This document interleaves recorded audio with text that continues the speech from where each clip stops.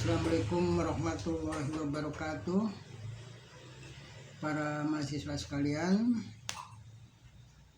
mudah-mudahan Anda selalu dalam keadaan sehat walafiat, dalam lindungan Allah Subhanahu wa Ta'ala, sehingga bisa mengikuti kuliah perilaku konsumen ini dengan baik. Kita lanjut materi yang sudah kita bicarakan kemarin, yaitu kemarin kita berbicara tentang pengertian atau definisi perilaku. Nah, sekarang perilaku itu kita harus paham betul, karena kita akan selanjutnya mempelajari perilaku konsumen. Nah, jadi perilakunya sendiri itu seperti apa, kita harus paham betul. Nah, maka kita perlu melihat jenis-jenis perilaku. Nah, perilaku itu ada perilaku terbuka, atau covert atau overt behavior. Tindakan yaitu tindakan yang dapat diamati langsung oleh orang lain. Jadi orang lain tahu perilaku yang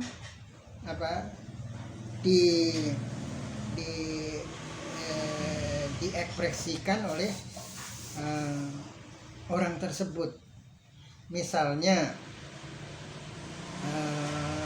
menggebrak-gebrak meja untuk menunjukkan kemarahan. Ini mudah diketahui. Meskipun ada ya dalam sosiologi itu sama, tapi kalau diamati sebenarnya tetap berbeda. Tapi orang kan umumnya melihat dari jauh, tapi kalau diamati lebih dekat ya ketahuan. Misalnya ada 3 orang melakukan pekerjaan memotong pohon. Ini bisa ada 3 alternatif perilaku. Misalnya orang nebang pohon karena pohonnya sudah demikian rimbun, takut kalau ada angin nanti pohonnya roboh. Nah, dia tebang. Terus kemudian ada orang yang nebang pohon karena butuh kayu bakar. Ini zaman dulu, orang ketika masak masih membutuhkan kayu bakar. Atau yang ketiga, misalnya orang nebang pohon ini karena marah. Yang karena marah ini mungkin berbeda dengan yang 2 tadi, yang motong pohon karena sudah rimbun, takut kalau ada angin pohonnya roboh. Nah, kemudian yang kedua, memotong pohon karena butuh kayu bakar. Nah, ini yang karena takut roboh dan karena butuh bahan bakar, kayu bakar ini mungkin sulit dibedakan karena tidak menunjukkan ekspresi kemarahan. Tapi kalau orang motong pohon karena marah, nah itu ekspresi wajahnya pasti berbeda. Nah, tapi dalam sosiologi ini menunjukkan bahwa pengamatan itu tidak cukup. Ini harus dilakukan wawancara. Nah, orang tersebut ditanya apa tujuannya memotong pohon. Nah, jadi ini meskipun perilaku terbuka, ini tidak selalu kelihatan mudah diketahui oleh orang lain. Jadi tapi secara umum ya taruhlah overt behavior atau perilaku terbuka ini mudah diketahui oleh orang lain daripada perilaku yang kedua, yaitu perilaku tertutup atau covert behavior. Respon yaitu respon individu yang tidak bisa diamati oleh orang lain, seperti orang yang sedang termenung atau diam. Orang lain tidak tahu apakah dia sedang berpikir, sedang sedih, sedang melamun, berhayal, atau bahkan marah. Karena ada orang marah itu yang diem, nggak mau bicara. Ini perilaku tertutup. Tapi kembali lagi ke perilaku terbuka tadi, ngebrak meja, mudah kelihatan, menangis, menunjukkan kesedihan, menangis yang menunjukkan kegembiraan itu. Nah, biasanya juga ekspresi nangisnya itu beda dengan ekspresi kesedihan. Kemudian berteriak-teriak sambil berjingkrak-jingkrak, ini untuk meluapkan kegembiraan yang sangat luar biasa, itu ditunjukkan dengan berjingkrak-jingkrak. Kemudian kita setelah tahu mampu membedakan jenis perilaku, ini kita juga harus tahu ranah perilaku. Nah, ini tokohnya atau penemunya yaitu Benjamin Bloom, seorang psikolog pendidikan Amerika Serikat maksudnya. Itu membagi perilaku manusia itu menjadi 3 ranah, yaitu ranah kognitif, ranah afektif, ranah psikomotorik. Nah, ini kemarin sudah Bapak jelaskan tentang bagaimana perilaku orang Jepang ketika melihat tempat yang kotor. Meskipun sama-sama punya dalil agama, orang Jepang itu menurut agama Shinto, kalau mau menghadap ke Tuhannya dia harus bersih. Lah, orang Islam juga punya dalil itu, yaitu an-nadzafatu minal iman. Tapi ternyata ranah-ranah berikutnya itu berbeda. Nah, kecuali untuk mau sholat itu baru itu. Ini dari ranah kognitif, afektif maupun sampai psikomotoriknya itu terlampaui. Nah, tapi kalau untuk hal yang lain, nah ini sekedar atau sampai pada ranah kognitif saja. Nah, ini nanti dalam kita mempelajari perilaku konsumen, nah ini kita harus tahu perilaku konsumen ini terbatas ranah kognitif saja atau terkait dengan ranah afektif dan sampai juga pada psikomotoriknya. Kemudian lanjut pada pembicaraan pengertian dan definisi konsumen atau consumer. Konsep konsumen atau consumer dapat didefinisikan sebagai pembeli barang atau jasa untuk penggunaan dan konsumsi langsung. Itu definisi. Nah, kemudian ada yang mendefinisikan secara lebih jelas sebagai pengguna produk baik berupa individu atau entitas yang menggunakan atau mengkonsumsi produk barang atau jasa yang ditawarkan oleh pemasar atau dijual oleh pedagang. Jadi konsumen itu tidak selalu pribadi. Misalnya majelis taklim ibu-ibu ini kalau beli baju kan seragam. Nah ini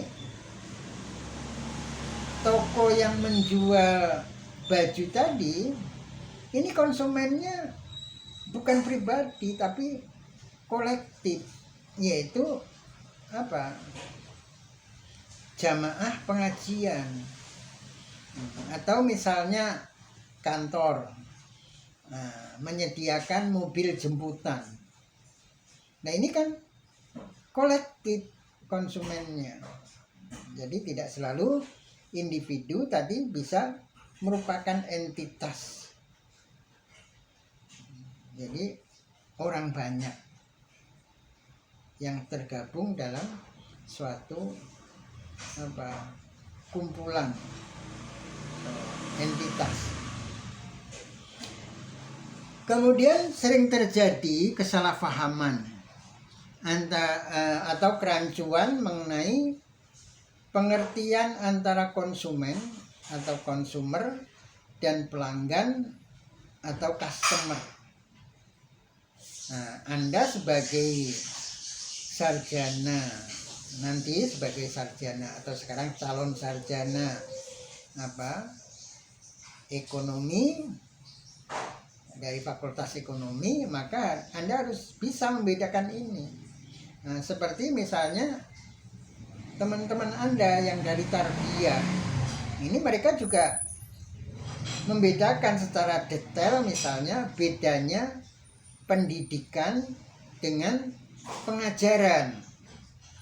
Kalau di luar fakultas tarbiyah nggak ngerti bedanya pendidikan dan pengajaran ya nggak apa-apa. Tapi kalau mahasiswa fakultas tarbiyah tidak tahu bedanya, ini ya jangan sampai. Anda sebagai mahasiswa dari fakultas ekonomi ini harus bisa membedakan mana konsumer dan mana customer. Jadi ini perlu dijelaskan perbedaan antara pelanggan dan konsumen yang terletak pada peran mereka dalam memanfaatkan produk barang atau jasa, serta cara berinteraksi dengan penyedia produk. Nah, ini kalau dibuat tabel, pelanggan ada di sebelah kiri, customer. Kemudian konsumen ada di kolom sebelah kanan. Nah, kemudian baris pertama pelanggan itu adalah orang yang membeli barang, produk barang atau jasa. Nah, sementara konsumen itu orang yang mengonsumsi atau memakai produk barang atau jasa. Nah, kemudian baris kedua ini akan semakin jelas. Baris kedua yaitu pelanggan itu pembeli yang melakukan transaksi pembayaran. Nah, kemudian konsumen pengguna akhir produk barang atau jasa yang dibeli. Contoh, ini baris ketiganya contoh. Ada orang tua yang membeli sereal untuk anaknya. Ini pelanggan. Tiap persediaan sereal di rumah habis, orang tua ini membeli sereal. Ini dia sebagai pelanggan.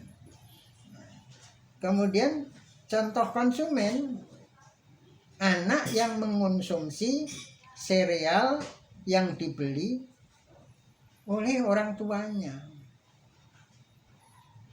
Nah, kemudian contoh kedua, orang misalnya punya kuda, membeli aksesoris kuda. Nah, kuda itu kan ada, kalau kuda pacu ya ada sadelnya. Kalau kuda untuk sado atau delman yaitu ada sabuk dan macam-macam, kemudian juga dikasih aksesoris. Nah, ini orang yang beli aksesoris kuda ini pelanggan, tapi konsumennya apa? Konsumennya kuda yang memakai aksesoris yang dibeli oleh majikannya. Nah, itu bedanya konsumen dan pelanggan. Nah, tapi bisa satu orang sebagai pelanggan dan juga konsumen. Misalnya Anda di kampus lapar, beli nasi ke kantin, itu Anda sebagai, dan itu misalnya rutin, Anda setiap lapar makan di kantin, Anda beli ke kantin. Ini Anda sebagai pelanggan karena Anda membeli, dan juga sebagai konsumen karena Anda pengguna akhir yang makan nasi yang Anda beli itu. Jadi konsumen bisa customer bisa berdiri sendiri, konsumen bisa berdiri sendiri, tapi bisa juga satu orang dia customer dan juga sekaligus sebagai konsumen. Kemudian berikutnya yang perlu kita pahami yaitu pengertian dan definisi perilaku konsumen. Jadi ini sudah berupa sebuah konstruk gabungan dari dua konsep, dari perilaku dan konsumen. Kalau perilaku itu tadi term atau istilah, konsumen juga term atau istilah, tapi ketika digabung menjadi konstruk. Nah, pengertian perilaku konsumen atau consumer behavior merupakan interaksi dinamis antara kognisi, afeksi, dan psikomotorik dan lingkungannya, di mana manusia melakukan kegiatan pertukaran dalam hidup mereka. Jadi definisi tersebut mengandung 3 kata kunci sebagai berikut, yaitu perilaku konsumen itu bersifat dinamis. Jadi tidak statis.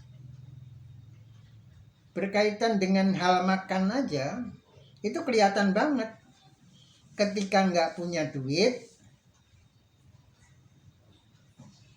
bisa beli nasi kucing saja udah seneng banget, sudah bahagia banget. Tapi ketika punya duit lebih, pengennya ke warteg misalnya.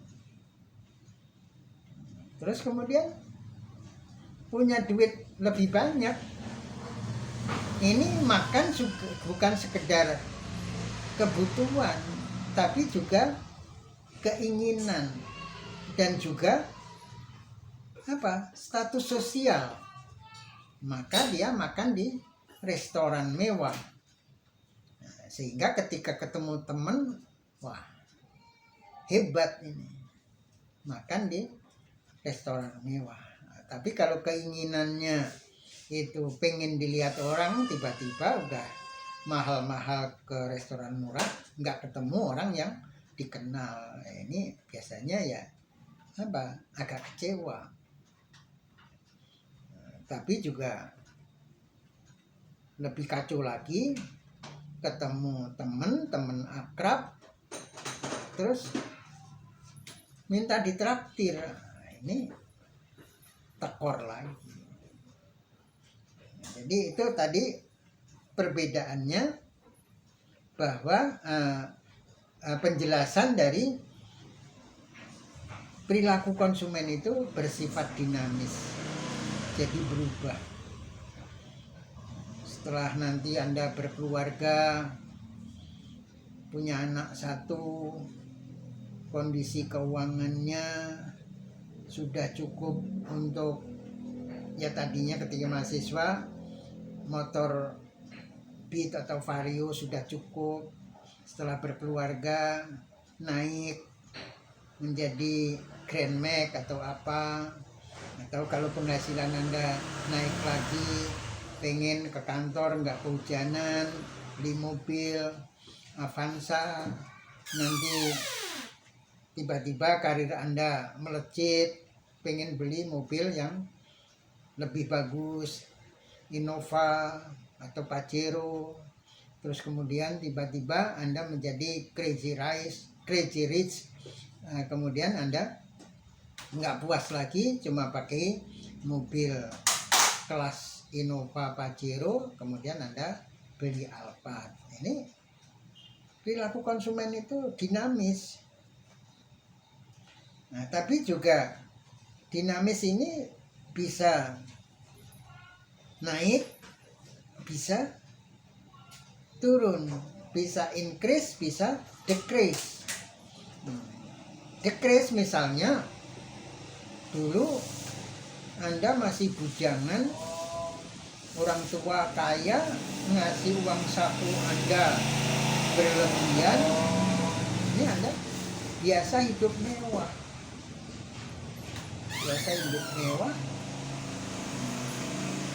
Ke warteg aja nggak mau, kebauan aroma masakan warteg sudah nggak suka. Anda biasa di restoran mewah.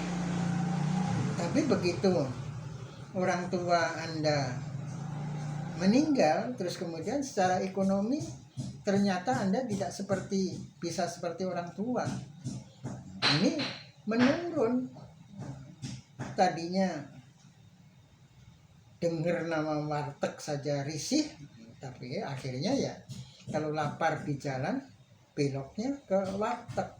Jangan-jangan lebih rendah dari warteg, cukup nasi kucing.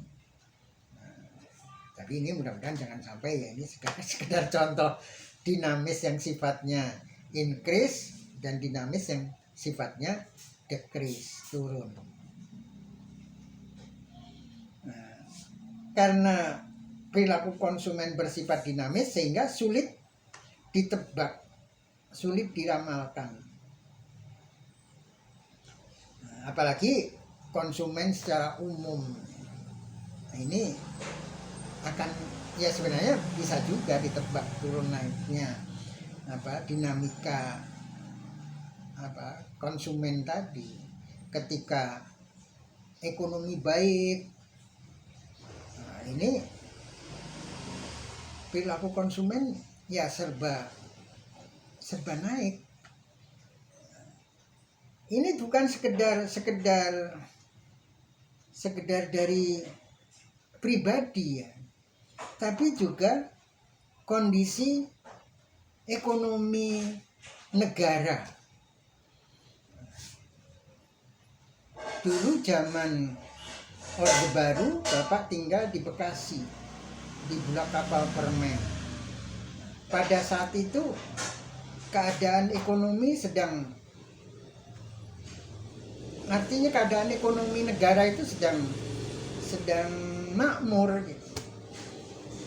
Sebelum ada sekarang layanan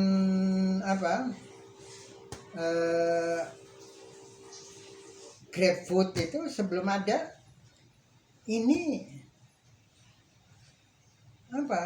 seperti Dunkin Donut itu menyediakan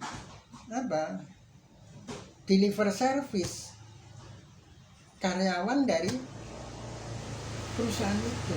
Jadi kita beli itu cukup telepon, nanti ada delivery service yang nganter ke rumah. Nah, kemudian di perumahan itu, di Bulak Kapal itu ada keliling mobil box, keliling kaca seperti showcase gitu. Di dalamnya ada proses pemanggangan ayam. Ayam panggang gitu. Muter terus ini ayamnya supaya nggak gosong.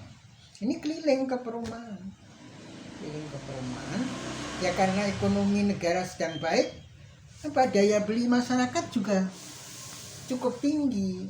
Nah, jadi jual ayam panggang keliling pakai mobil juga laku. Tapi begitu terjadi krismon, udah nggak ada lagi. Jadi seandainya punya duit juga nyari makanan yang enak, yang datang sendiri ke rumah itu sudah susah. Jadi ini dinamika dari perilaku konsumen, bukan sekedar kondisi keuangan, kondisi ekonomi individu ataupun kelompok, tapi juga kondisi keuangan pemerintah, kondisi ekonomi pemerintah itu ikut mempengaruhi. Kemudian melibatkan interaksi kognisi, afeksi, psikomotorik, dan kejadian sekitar lingkungan konsumen. Ini kemarin sudah kita bahas kondisi itu, kognisi itu contohnya kondisi afeksi dan psikomotorik. Jadi ranah-ranah ini Bapak contohkan berkaitan contohnya itu perilaku orang Jepang atau supporter Jepang ketika nonton sepak bola Piala Dunia di Qatar. Nah, karena itu Anda saksikan, Anda mudah menerima. Tapi kalau dalam kaitannya dengan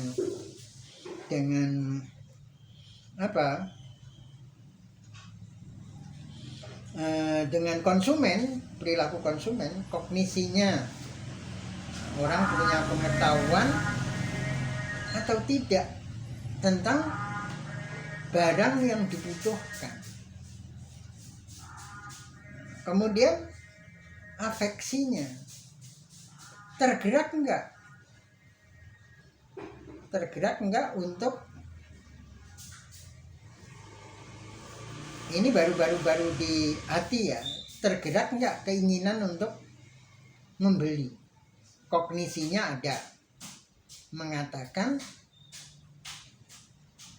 misalnya mobil ini bagus, kualitasnya bagus, perawatannya gampang, perawatannya murah, bengkelnya ada di mana-mana.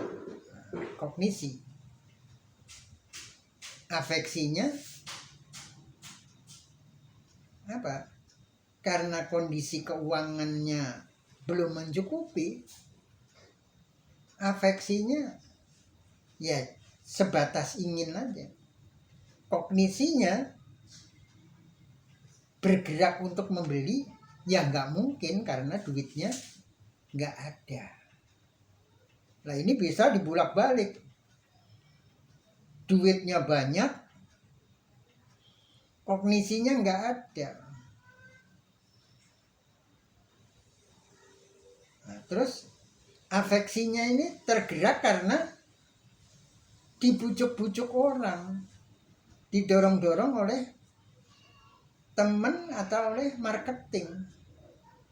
Nah, karena duitnya ada, beli. Karena apa? Tergerak psikomotoriknya, tergerak untuk beli. Ya nanti akan dibahas di apa? Perilaku pasca pembelian. Kalau kognisinya bagus, kemudian ada afeksinya, cocok dengan hati, cocok dengan keuangan, terus kemudian timbul psikomotoriknya membeli. Nah, nanti pasca pembelian ini akan beda dengan yang kognisinya rendah tadi, atau bahkan tidak memiliki kognisi tentang barang yang akan dibeli. Kemudian ada lagi kejadian di sekitar lingkungan konsumen. Jadi Anda kadang-kadang gini, beli barang, Anda suka, Anda seneng banget, emang sudah pengen beli, nungguin punya duit akhirnya baru bisa beli. Tapi begitu beli, bagaimana respon teman Anda? Nah, ini mempengaruhi juga. Misalnya respon teman Anda ikut senang, bangga, wah hebat, saya punya teman, salut bisa beli barang mewah ini. Anda pasca pembelian bangga, ikut bangga. Tapi ketika Anda beli barang terus kemudian ternyata ketemu teman Anda menjebek, ya barang kayak gitu dibeli, udah ketinggalan zaman. Nah, ini meruntuhkan apa? Kebanggaan Anda.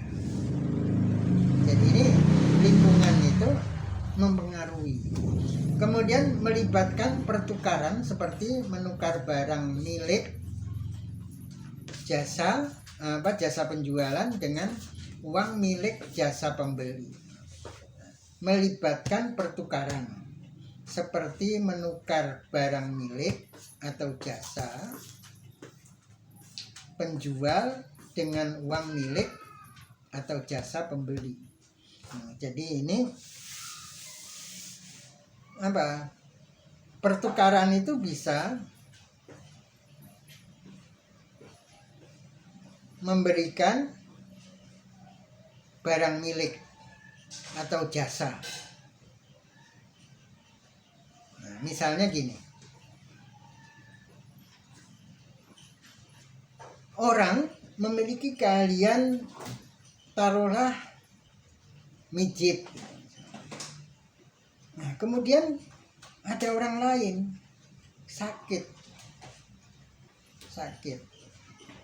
terus nggak mungkin ke dokter, nggak mungkin ke tukang pijit karena kondisi taruhlah sekarang yang gampang, sekarang lagi musim banjir misalnya, musim banjir orang terkurung di rumah. Nah, di situ ada orang yang bisa ngurut, terus diurut, terus kemudian lumayan sembuh sakitnya. Ini kan pemilik jasa memberikan layanan jasa. Nah, terus kemudian ada pertukaran.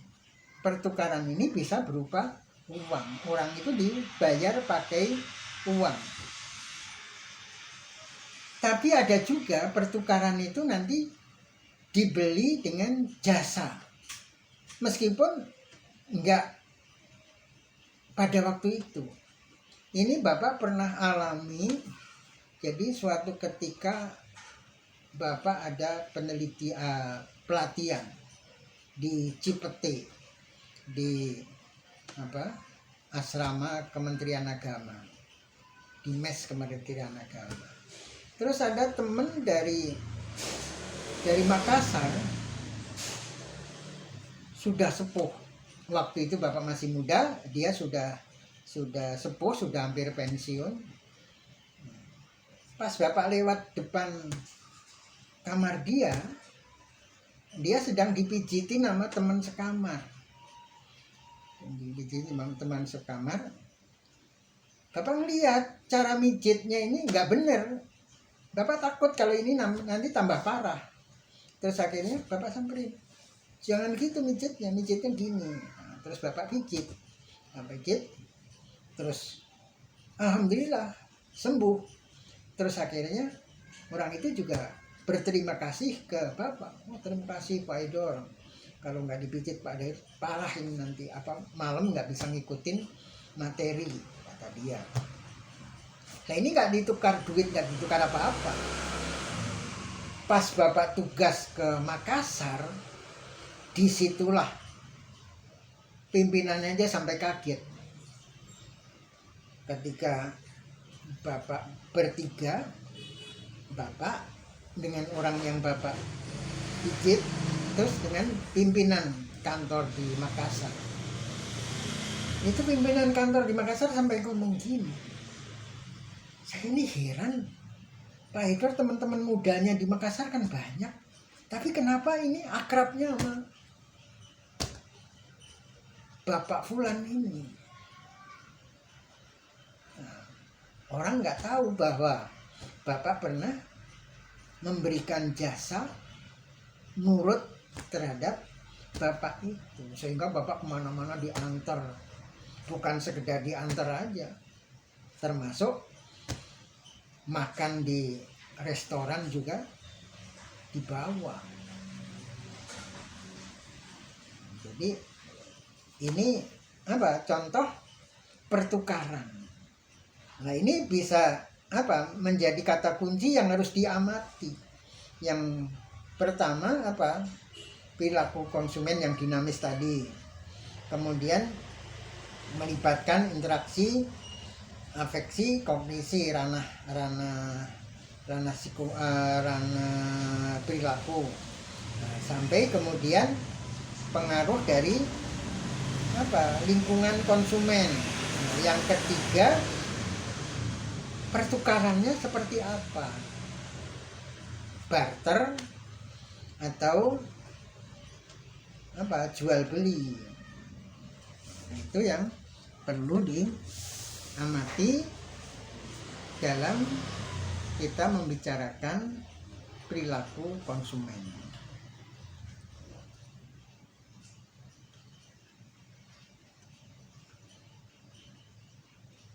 Kemudian secara sederhana perilaku konsumen dapat didefinisikan sebagai tindakan yang langsung terlibat dalam mendapatkan, menggunakan, memakai atau mengkonsumsi dan menghabiskan produk, barang dan jasa, termasuk proses yang mendahului dan mengikuti tindakan itu.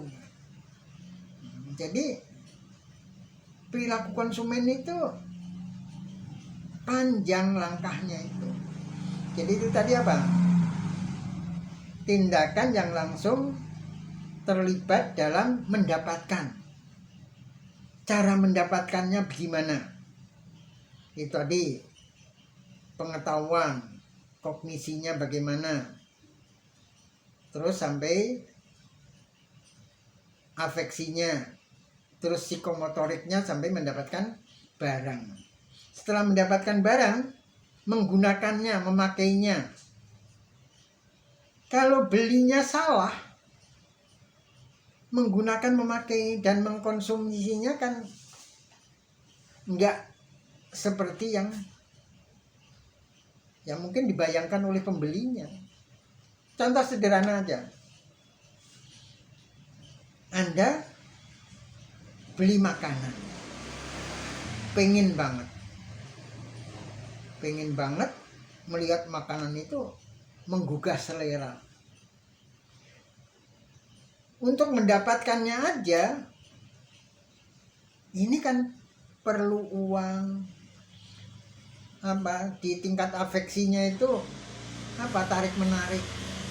Ini makanan kayaknya enak banget, tapi harganya mahal. Tarik menarik dalam dalam apa dalam pikiran atau dalam hati, tarik menarik. Nah, tapi setelah mendapatkannya, ternyata dalam menggunakannya atau mengkonsumsinya di luar ekspektasi Anda, kecewa Anda.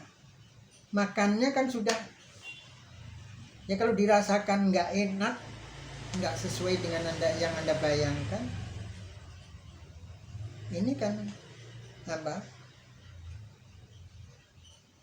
Bahkan ada yang kemudian apa? Penjelasan secara rigidnya setelah pasca pembelian itu pemakaiannya seperti apa, atau bahkan dibuang barang itu karena kecewa, nggak cocok dengan selera, akhirnya dibuang.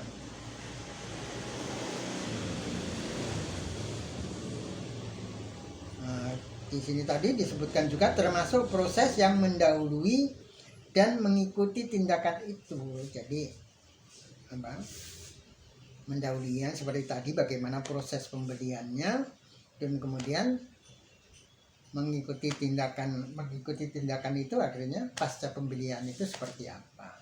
Digunakan dengan senang hati, dirawat dengan baik, atau justru dibuang. Definisi yang lebih luas itu dikemukakan oleh Supranto dan Limakrishna, tapi ini mengutip karya Hawkins dan McGraw-Hill dalam bukunya Customer Behavior. Itu yang terjemahnya perilaku konsumen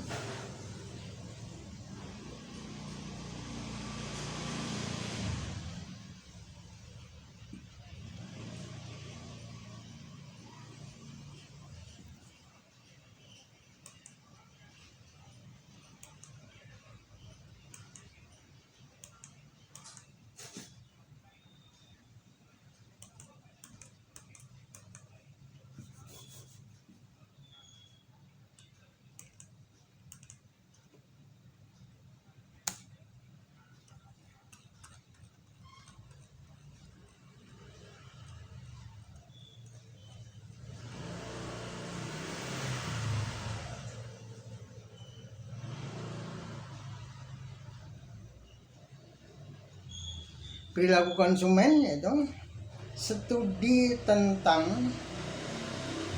individu, kelompok, atau organisasi dan proses yang mereka gunakan untuk memilih, mengamankan, menggunakan, dan membuang. Nah, ini pasca pembelian, menggunakan, ya setelah membeli, menggunakan atau membuang untuk memuaskan kebutuhan dan dampak dari proses ini terhadap pelanggan dan masyarakat. Itu definisi perilaku konsumen menurut Hawkins dan McGraw yang dikutip sama Supranto dan Limakrishna. Nah, sedangkan definisi yang dibuat oleh Pandi Ciptono itu ini mengutip Angel et al. Bahwa perilaku konsumen merupakan tindakan-tindakan individu yang secara langsung terlibat dalam usaha memperoleh, menggunakan, dan menentukan produk barang dan jasa, termasuk proses pengambilan keputusan yang mendahului dan mengikuti tindakan-tindakan tersebut. Ini definisi yang dibuat oleh Angel yang dikutip oleh Pandi Ciptono. sekian karena waktu sudah 45 menit. Jadi sisa waktunya kita gunakan untuk diskusi. Sampai di sini. Assalamualaikum warahmatullahi wabarakatuh.